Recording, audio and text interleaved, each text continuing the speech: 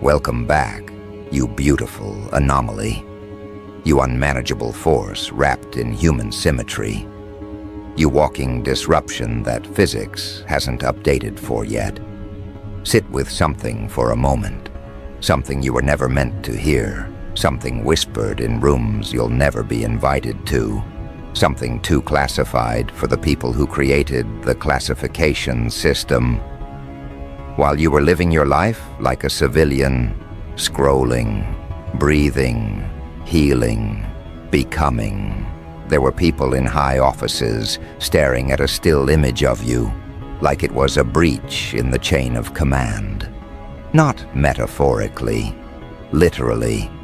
A man with real power, not Instagram power, not petty authority, but world-shaping power, felt outranked by your photo.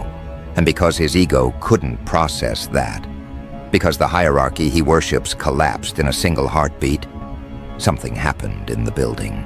A protocol activated. A protocol they've never seen before. A protocol that doesn't exist in their manuals, their archives, or their encrypted systems. And that's what's breaking reality for them right now. Your image forced the system to invent a new rule. Now pause, feel the weight of that. A photo is supposed to be harmless, a moment, frozen, a pixel arrangement. But somehow, your pixels tripped a wire even the architects didn't know they installed.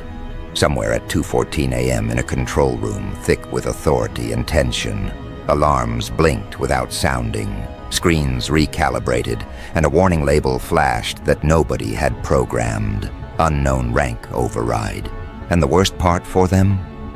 It wasn't an error message. It was recognition. It was compliance. It was submission. It was the system declaring, someone has entered the domain who doesn't follow our rules, doesn't kneel to our symbols, doesn't register in our hierarchy, yet outranks someone who built it. They couldn't believe it. They refused to accept it. They restarted the system. They scanned for viruses. They interrogated the software engineers at sunrise. But the code didn't glitch. The code adapted. Your presence rewrote it. And this is where things get interesting. Because if a photo of you can trigger a protocol that doesn't exist, what does that make you? What does that make your frequency, your existence, your impact? They don't even have vocabulary for you. They're using words like anomaly, unclassified authority, non-hierarchical dominance, sovereign presence, signature. They're trying to invent new psychological categories while pretending they aren't panicking, because powerful people only panic in private, and you've become their private panic. Let me take you into the room. A 9-person panel sitting around a table built for strategy, not humility. A general, a director, a strategist, a behavioral analyst, a counterintelligence expert, a subconscious response researcher, an energy field consultant, and 2 people whose job titles are so vague, even their own families don't know what they do. The general starts first. He speaks slowly because he's trying to hide the tremble in his tone. Why did I feel outranked by this? He's pointing at your photo projected on a massive screen, larger than life, framed like a case study in supernatural interference. He tries to maintain composure, but every neuron in his body remembers the instinctive microsecond where something inside him saluted before his mind could protest. They replay the footage frame by frame, and there it is, the subtle tightening of his spine, the involuntary straightening, the almost imperceptible tilt of acknowledgement. Not respect, not intimidation, recognition. The behavioral analyst leans forward, eyes narrowed. Images don't cause that, not without priming, not without previous imprinting.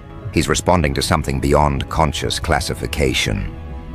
The strategist interrupts, or someone. They all look back at your photo like it's a forbidden artifact, like it's carrying a language they can't translate, but their nervous systems can. And that's what terrifies them the most. Your presence bypasses logic and speaks directly to instinct. Hierarchies crumble when instinct acknowledges a higher order. And that's exactly what happened. You didn't outrank the general on paper. You outranked him in his biology. By hour 2, the panic begins to camouflage itself as professionalism. They switch from asking, "What is this?" to, "How do we contain this?" But they can't contain what they can't categorize. They can't categorize what they can't predict. And they can't predict someone who didn't climb their hierarchy but stands above it anyway. Someone suggests that maybe the general's response was emotional, misfired memory, projection. But the general shakes his head. No, it wasn't emotional. It was structural. Something in me responded to something in them. The room freezes. They replay that word, them, because he didn't say the person. He didn't say the photo. He said them, as if you were a classification, a category, an entity, something bigger than the frame you were printed into. Hour 3 is where the real chaos starts. The system logs an event timestamp around the moment the general reacted. An automatic file opens itself, a file the system doesn't confess to having. A file labeled Protocol Orbital. There is no orbital protocol. Nobody at that table has ever heard of it. The engineers swear it shouldn't exist. But when they open the file, it contains exactly one line. Response required when hierarchy is neutralized by external presence. They stare at it like it's haunted, because that's what you've become to them. A haunting in their system, a ripple in their logic, a disruption in their architecture. They start arguing. Was this a dormant code? Was the system hacked? Was the general compromised? None of the explanations stick, because all of them rely on something you don't rely on. Permission, authorization, structure. You don't follow their systems. Their systems follow you. By hour 4, the tone shifts. They're no longer discussing the photo. They're discussing the implications. Because here's the truth they're trying to avoid. Someone with real power felt outranked by a person who never asked for their approval. And if that person can outrank him, what does that mean for the entire hierarchy beneath him? It means the hierarchy is fragile. It means power isn't linear. It means influence isn't assigned. It's emanated. And you emanate without intention. You radiate without trying. You disrupt without effort. This is why the protocol triggered. Systems built on control always react when they detect something or someone who doesn't need their structure to hold power. Hour 5 is where desperation mixes with fascination. The counterintelligence expert starts proposing containment measures, monitoring, tracking, digital profiling. The usual tools of people who fear what they can't understand. But someone stops him, the strategist. Containment won't work. This isn't behavioral, this is gravitational. He says your presence behaves more like a field than like a personality, more like a force than a person. You bend perception, you rearrange dynamics, you reorder the invisible hierarchy people pretend doesn't exist. And the more they try to study the photo, the more unsettled they become. Because the truth is now unavoidable. Someone with real power felt smaller than you. And it wasn't a mistake. It was recognition. Hour 6 is the collapse. The quiet admission that they don't have the tools to analyze you. They only have the tools to react to you. Someone whispers, "We need to figure out what they want." And then the most uncomfortable realization settles into the room like fog. You don't want anything. You didn't post the photo to communicate. You didn't exist to send a message. You were simply being. And that's what terrifies them the most. Your existence alone is enough to topple their illusion of control. The general finally speaks again. I felt outranked because they're not operating inside the hierarchy. They're operating above it. He says it quietly, almost reverently, as if acknowledging a truth he spent his whole life avoiding. That rank is costume, power is theater, and authority is an invention that collapses the moment someone walks in, who doesn't need any of it to command reality. And that person is you. So now the room sits in silence, not because the meeting is over, but because the meaning is too large to speak. They saw something in your image they weren't prepared for. Something unscripted, something sovereign, something ungoverned, something that doesn't need their structures to stand tall. Your photo isn't just a picture, it's a frequency, a field, a signature that registers as higher order. And the moment they recognized that, their system folded. It invented a protocol to compensate, a protocol that still shouldn't exist, a protocol that only triggers when hierarchy encounters something it cannot outrank. And now, here's the part they still haven't processed. This was just the photo, not you in motion, not you speaking, not you realizing what you are. This was the weakest version of your presence, the two-dimensional imprint. Imagine what happens when they encounter the real thing. That's the thought that changes the oxygen in the room. Because up until now, they've been treating your image like an anomaly in the software, like a glitch in the sensory hierarchy. But the second someone whispers, if the photo did this, what does their presence do? The room fractures. It splits into two psychological camps. The ones who want to understand you, and the ones who want to contain you. Both sides are terrified, just in different dialects. The ones who want to understand you lean forward with fascination, like astronomers watching a star flicker in a pattern that redefines astrophysics. The ones who want to contain you lean back, like biologists realizing the virus they're studying can survive outside the lab and doesn't respect walls. And in the middle of it, the general, still rattled, still pretending he isn't, says the sentence nobody wanted to say aloud. If this is their weakest form, we don't have a response protocol for their strongest. That sentence detonates something quiet but violent in the room. The strategist starts tapping her pen, calculating the collapse of structures that rely on predictable human behavior. The analyst starts scanning through your online presence, your last movements, your digital footprint, trying to see if there were signs they missed, patterns that hinted you were operating at this level. But the truth is exactly what terrifies them. You didn't drop hints. You didn't build toward this. You didn't signal your ascent. You simply outgrew the gravitational field they thought everyone was stuck in. Now the room tries to reboot the discussion, but it refuses to reboot. Because you cannot organize chaos when the chaos is not chaotic, it's sovereign. And that's the paradox they're choking on. You're not unpredictable in the sloppy, reckless, reactive way people usually mean. You're unpredictable in the we have no metric for this way. You're not an error, you're an upgrade. And upgrades break systems when the system is outdated. Someone finally speaks up, the behavioral mathematician.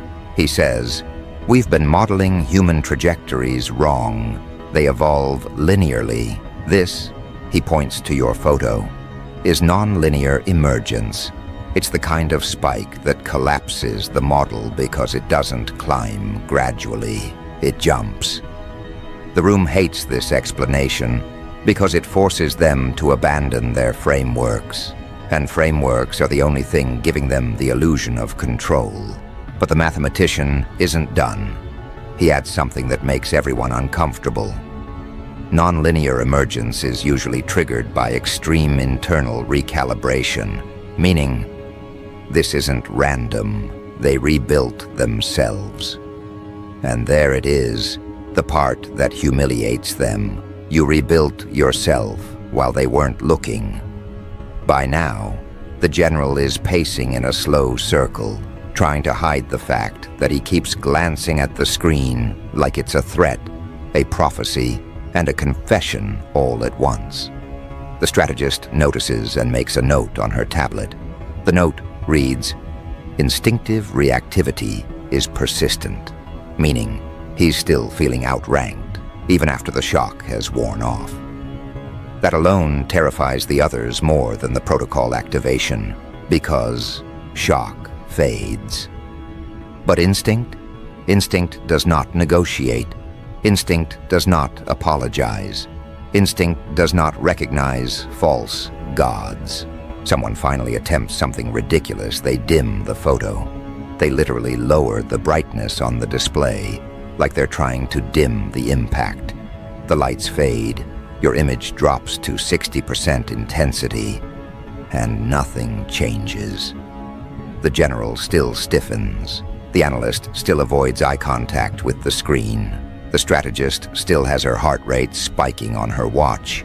Someone whispers, "It isn't the photo, it's the presence encoded into it." And that's the moment they realize they weren't reacting to pixels. They were reacting to the signature, the imprint, the field. Now they're spiraling. They're questioning identity, authority, structure, hierarchy, and their own roles inside all those things. Because if a single photograph can dethrone a man, they've spent decades trying to impress. What does that mean for everything they've built their authority on? It means the ladder they climbed wasn't a ladder. It was scaffolding. Temporary. Replaceable. Irrelevant in the presence of someone who operates outside the design entirely. While they're drowning in existential dread, the system does something else, something worse. Without being prompted, without a command, without an operator triggering anything, the system does a sweep. A full-spectrum analysis sweep. It scans your photo like it's scanning an unidentified celestial object. It runs your image through recognition software, not to find your identity, but to classify your impact. And after a full minute, 60 seconds of suspense heavy enough to fracture stone, it spits out a result that no one in the room knows how to interpret. The label reads, rank, non-territorial superiority. They don't know what that means. They know what territorial superiority is. That's military, strategic, geopolitical power. But non-territorial? That means your power isn't bound by land, position, title, or jurisdiction. It isn't anchored to anything physical. It's intrinsic, energetic, sovereign. You carry rank without territory. You carry authority without throne. You carry dominance without domain. You outrank the powerful because you don't compete with them. You bypass them. Now panic takes a new shape in the room. It's quieter, colder, more respectful. They look at your photo the way sailors look at storms, aware that survival is possible, but control is not. The strategist speaks again. She's calm, but her voice is trembling under the composure. We need to consider the possibility that we're dealing with an emergent hierarchy, one that doesn't require consensus, one that doesn't require recognition, one that imposes itself simply by existing. She pauses. We've been measuring power wrong, and they know she's right, because for centuries, power has been measured by external markers, rank, wealth, status, alliances, territory. But you've reintroduced a form of power they haven't accounted for. Internal gravitational authority. A power that bends how the environment responds to you. A power that doesn't need recognition to be recognized. A power that the body acknowledges before the mind can debate. A power that makes the general salute without understanding why. And here's the part that keeps them awake for the next 3 nights. If this is who you are now, who were you before? This question sends the analyst down a rabbit hole. She pulls up your old posts, old images, old traces of your existence, searching for signs of this frequency. But she finds something worse than precursors. She finds absence. You weren't posting in ways that show evolution. You weren't broadcasting ascension. You weren't projecting superiority. You were quiet, detached, focused on internal reconstruction instead of external performance. This means your transformation wasn't performative. It was structural. It was subterranean. It was a metamorphosis done in solitude, while they thought your silence meant irrelevance. The general sits again, exhausted by the magnitude of what he's confronting. "This changes everything," he mutters. The strategist tries to stabilize the conversation by asking, "What's our next move?" But the room stays silent, because when power is external, you strategize. When power is internal, you adapt. And when power is higher than yours, you kneel, intentionally or instinctively. Suddenly, the system triggers again. A second protocol. Not a warning this time, a calculation. A line of text scrolls across the screen. Potential impact. Uncontainable, but non-hostile. The room freezes. They reread the words. Uncontainable, but non-hostile. That's the part that shakes them the most, because it means the system doesn't detect intent to harm. It detects capacity beyond response. You aren't a threat because threats want something. You don't want anything. You are simply beyond them. And entities beyond hierarchy aren't enemies. They're forces. Someone whispers, "So what do we do?" And the mathematician answers, "We update the system." But the strategist snaps back. No system can be updated fast enough to keep up with someone who's not operating inside definable parameters. You can't update a box to contain something that isn't shaped like anything in the box. This is the first honest moment of the entire meeting. It strips away their arrogance, their illusions, their sense of superiority.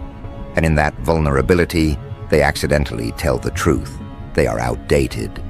And you are the update. Now the general leans forward, staring at your image like he's seeing a holy relic. He says, "We need to understand why I reacted the way I did." And the psychologist clears her throat. She's been waiting hours to say this, and now she has permission. You reacted because your nervous system registered a higher rank. Not socially, not militarily, primally. She pauses. You didn't salute a person. You saluted a presence. The strategist raises an eyebrow. Are you suggesting hierarchy is encoded biologically? The psychologist nods. Hierarchy is ancient, but what outranks hierarchy is even older. Recognition of higher order isn't taught. It's instinctive. This is where the dark humor creeps in, not because anyone laughs, but because the situation is absurd in its seriousness. A group of powerful individuals, armed with credentials, data, authority, and structure, are sitting in a room analyzing a photo, like it's a cosmic artifact that rewrote physics. And the hilarious part? They're not wrong. Your presence did rewrite the rules. Not because you intended to, not because you tried to, but because you evolved into someone who no longer fits into the old rule book. And the universe, ever obedient to truth, corrected itself around you. By hour 7, the meeting has lost all structure. They aren't discussing action plans. They're discussing definitions, identity, reality. They debate whether power should be remeasured based on internal calibration instead of external markers. They debate whether there should be a new class for individuals who operate beyond governance, beyond hierarchy, beyond psychological manipulation, a category for sovereigns. And then someone says what everyone has been avoiding. What if we aren't supposed to manage this? What if we're supposed to learn from it? The general looks offended. Learn from what? The strategist answers, not what, who? And suddenly the room shifts again. Because now they're not treating you like a threat or a problem. They're treating you like a phenomenon, a natural law, a cosmic event, something that wasn't meant to be controlled, only observed. And the most ironic part? They're right. You didn't break their hierarchy by force. You broke it by existing outside it. You became untouchable when you stopped playing. You became sovereign when you stopped seeking. And your photo is the evidence, a mirror reflecting back the truth they didn't want to see. They spent decades defining power. You redefined it with a still image. Someone finally asks the forbidden question. What happens when the world sees this? Not just us, not just the system, the world. That question collapses whatever was left of their composure. Because if one man in a secure room felt outranked by your photo, what happens when millions of unprepared minds see the same image? What happens when they feel the protocol activate inside themselves? What happens when they recognize your frequency without knowing why? The mathematician says something unnervingly calm.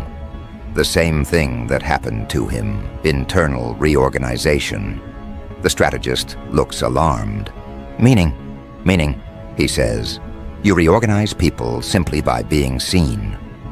This realization devastates them because influence can be fought, control can be resisted, authority can be challenged.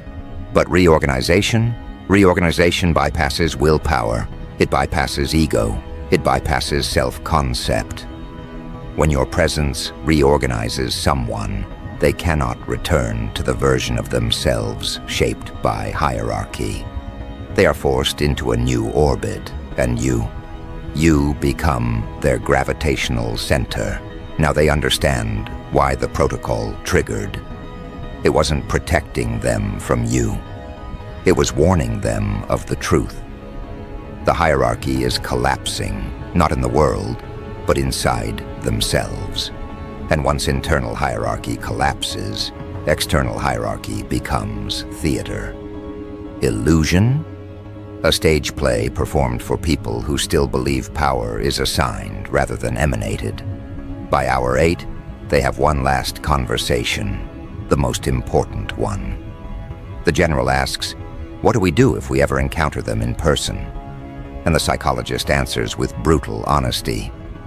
Prepare to feel small and don't resist it. Because it's not dominance, it's alignment. The general doesn't like this answer, but he knows it's true. Something in him already aligned. That's why he saluted, not because he respected you, but because his system acknowledged you. There is a difference. That difference is the fracture line running through every powerful person who's seen your image since. They don't talk about it publicly, of course not. People with power never confess when their foundations shake. But behind their titles, behind their reputation armor, behind the committees and clearances and secret hierarchies, something has shifted permanently. The moment they saw your photo, their bodies registered a truth their minds had been trained to reject. Someone outside their structure outranks them. Someone outside their chain of command commands them. Someone with no badge, no insignia, no classification, carries a frequency that forces automatic recalibration. This is the humiliation that terrifies them the most.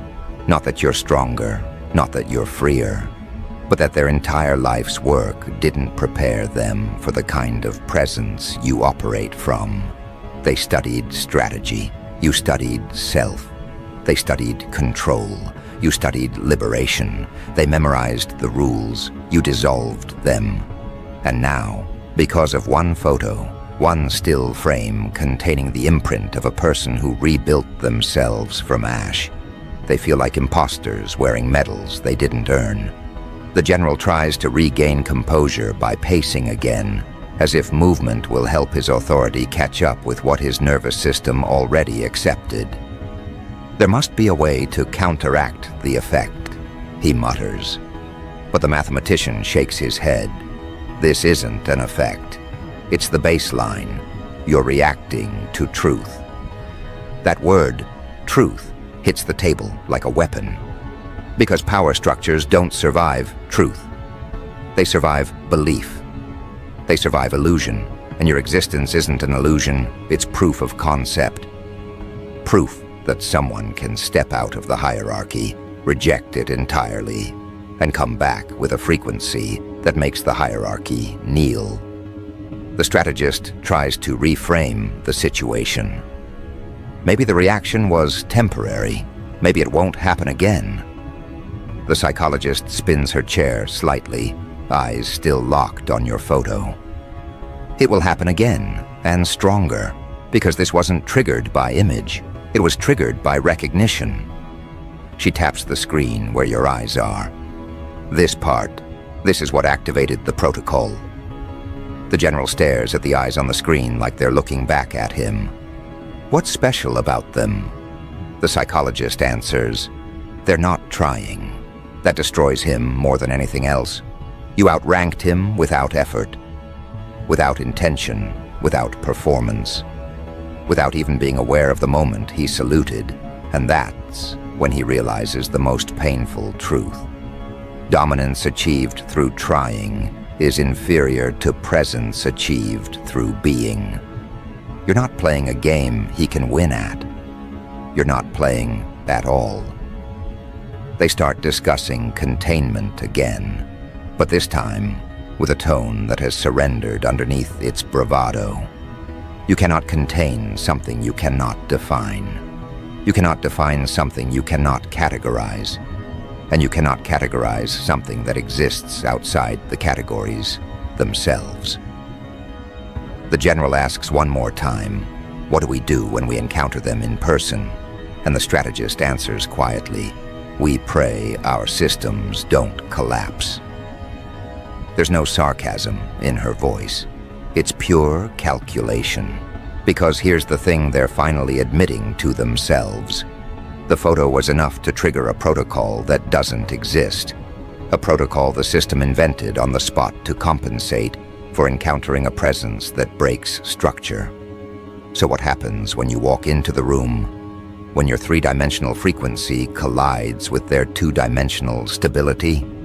When your consciousness occupies the same air as people who couldn't even handle the ghost of your energy? They don't have answers, because answers require data, and the only data they have is already too big for their minds to hold.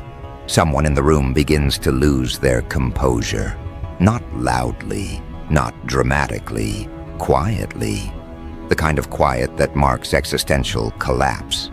She's staring at the screen with a sinking horror that no training manual prepared her for. She whispers, we're not supposed to have protocols for this. This is beyond protocol. This is origin-level stuff. Everyone turns to her, confused. She continues, protocols manage things inside the system. This didn't come from inside the system. And that's the moment the room collectively understands. The system didn't detect you. It recognized you. Recognition is ancient. Recognition predates hierarchy. Recognition is the body remembering something the mind forgot. And that is what terrifies them. Your presence awakened something pre-institutional, pre-power, pre-governmental, something primal, something that has nothing to do with titles and everything to do with truth. They thought they built the hierarchy. But the hierarchy inside them, the one wired into instinct, responded to you before the one they constructed could intervene. Now the general sits down again, slower this time. He's no longer trying to assert dominance. He's trying to preserve dignity. "So what happens now?" he asks. The mathematician sighs. Now we observe. Now we wait. Now we hope the protocol doesn't escalate." That word, escalate, electrifies the room because they hadn't considered escalation. They assumed the protocol was a one-time anomaly. But what if it wasn't? What if the system is still adapting? What if the system is still rewriting itself around you?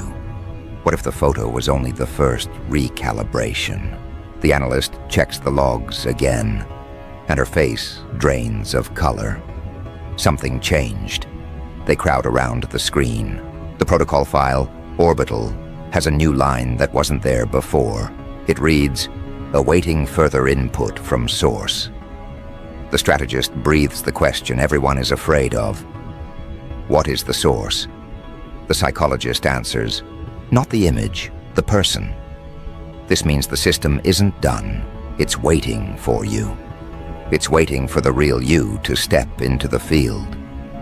It's waiting for direct presence, direct activation, direct synchronization.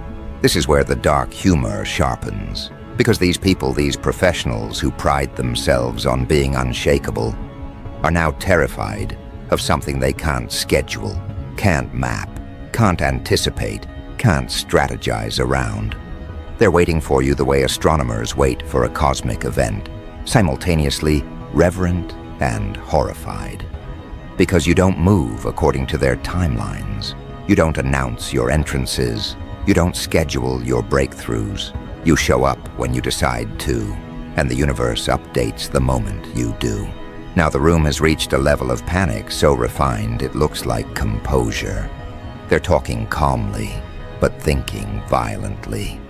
They're imagining scenarios. They're rehearsing reactions. They're calculating escape routes, not physically, but psychologically. How do you shield yourself from a presence that outranks you before you even understand how rank is being measured? How do you prepare for someone whose photo reorganized your identity? How do you meet the person when the imprint alone collapsed your hierarchy? You don't.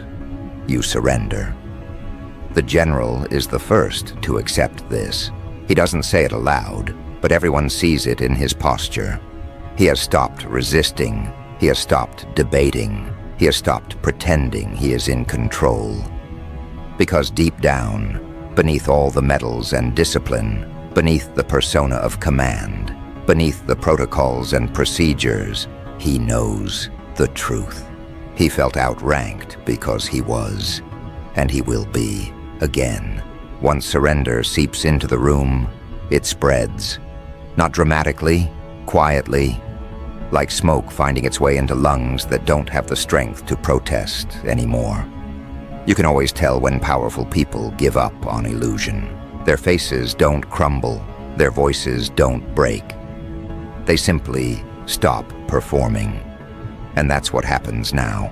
Every person at that table stops performing the version of themselves that was built for hierarchy. The strategist's shoulders drop. The analyst's pen stops tapping. The mathematician melts back into his chair. They all begin to look strangely human, unarmored, unadorned, undone. Because the thing they feared isn't you. It's the truth you represent. The truth that hierarchy is only as real as the people who believe in it.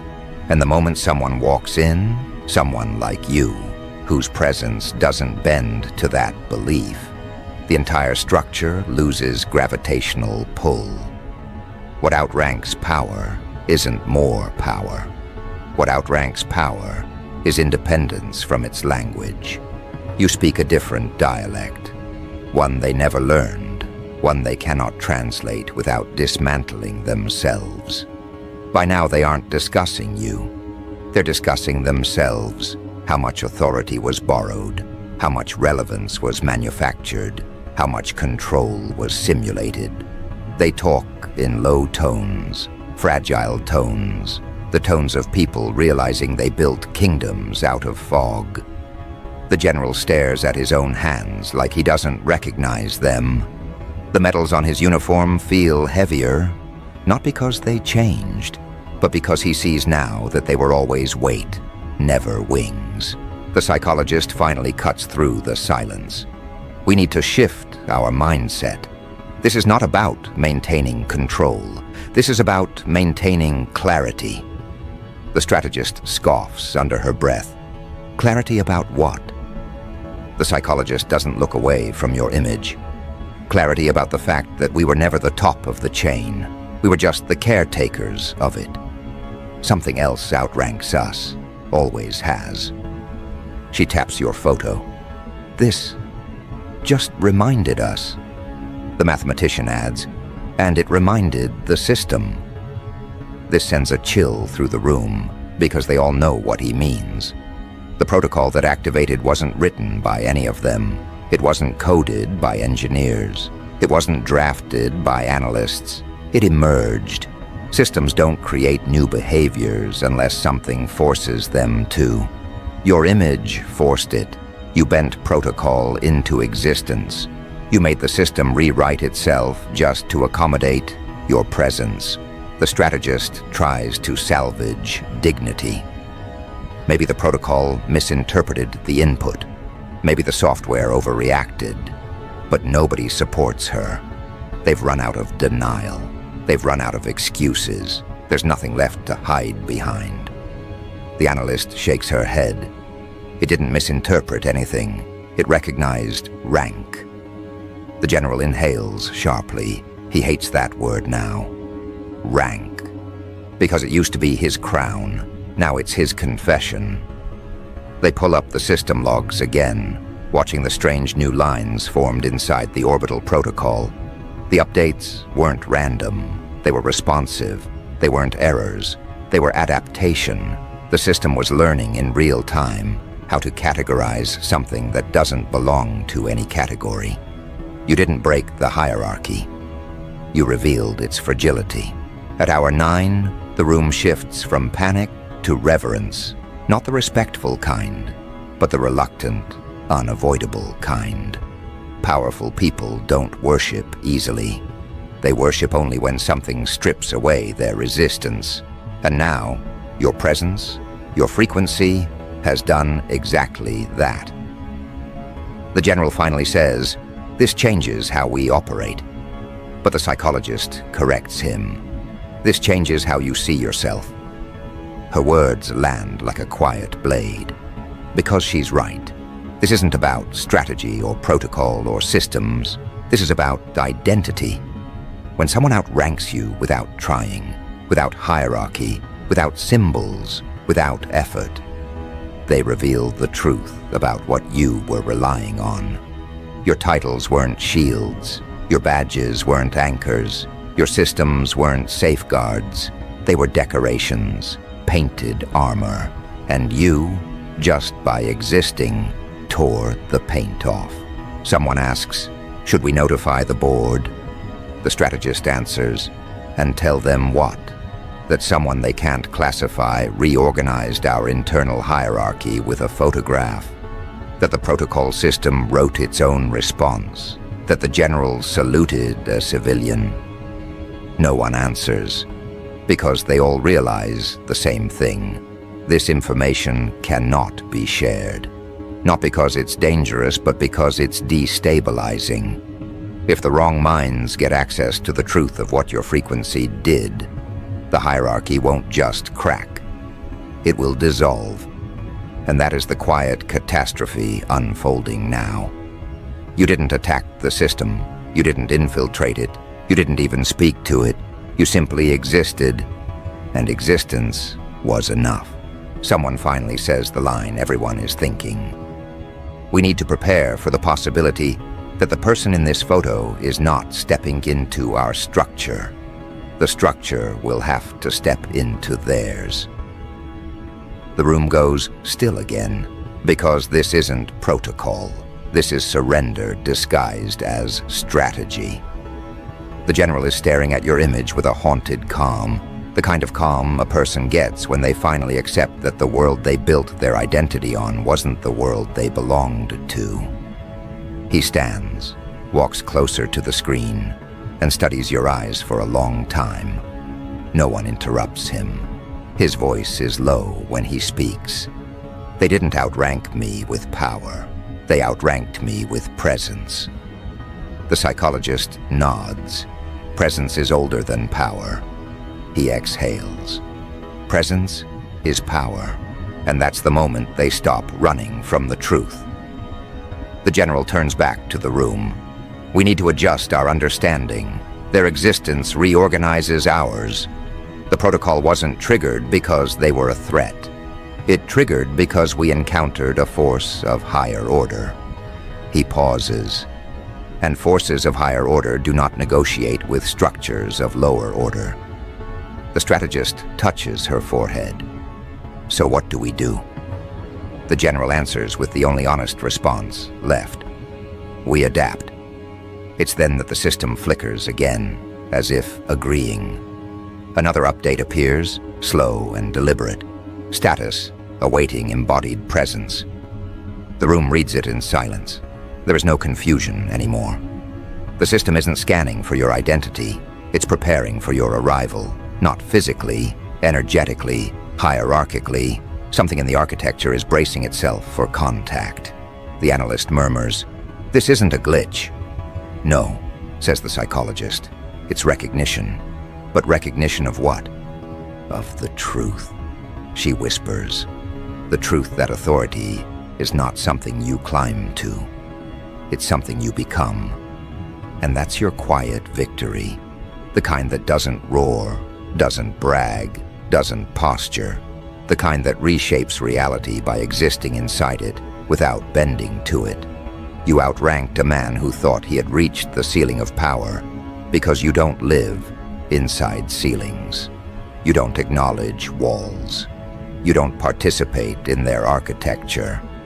And now that they've recognized this, now that the protocol has adapted, now that the system has acknowledged a presence it cannot classify, now that they've surrendered internally, even if they'll never admit it externally, there's only one truth left for them to face.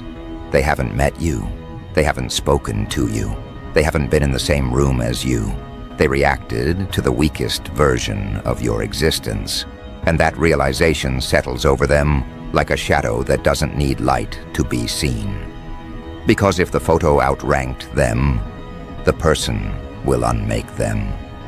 That is the quiet, sinister truth they carry home in their chests.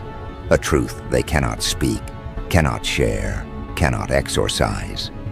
A truth that echoes every time they close their eyes. The hierarchy didn't collapse because you entered.